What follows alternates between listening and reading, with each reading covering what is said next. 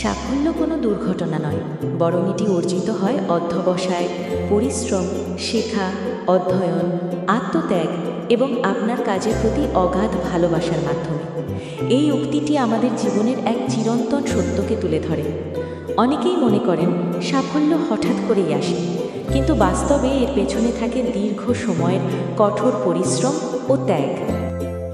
প্রথমত, অধ্যবসায় হল সাফল্যের মূল ভিত্তি। জীবনের পথে বাধা, ব্যর্থতা ও হতাশা আসবে, কিন্তু যারা হাল ছাড়ে না, বারবার চেষ্টা করে, তারাই একসময় সফলতার মুখ দেখে। ব্যর্থতা তাদের জন্য শেষ নয়, বরং নতুন করে শুরু করার শক্তি।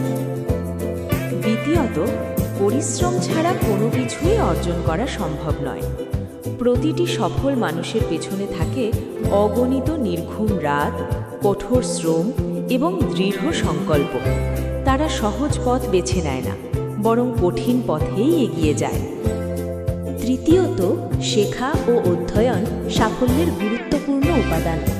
যে মানুষ প্রতিনিয়ত নতুন কিছু শেখার চেষ্টা করে, নিজের দক্ষতা বাড়ায়, সেই সময়ের সাথে এগিয়ে যায়।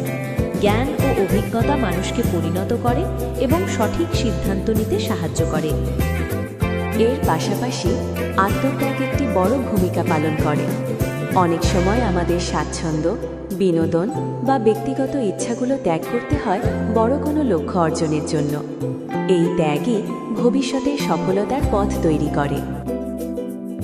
সবশেষে সবচেয়ে গুরুত্বপূর্ণ হলো কাজের প্রতি ভালোবাসা। যখন কেউ তার কাজকে ভালোবাসে, তখন সে কাজটিকে শুধু দায়িত্ব হিসেবে দেখে না, বরং আনন্দের সাথে করে। এই ভালোবাসাই তাকে ক্লান্ত হতে দেয় না এবং তাকে তার লক্ষ্য অর্জনে অনুপ্রাণিত করে।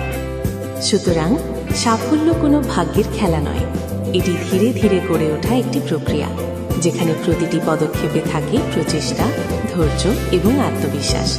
যারা এই গুণগুলো ধারণ করে, তারাই জীবনে প্রকৃত সাফল্য অর্জন করতে পারে।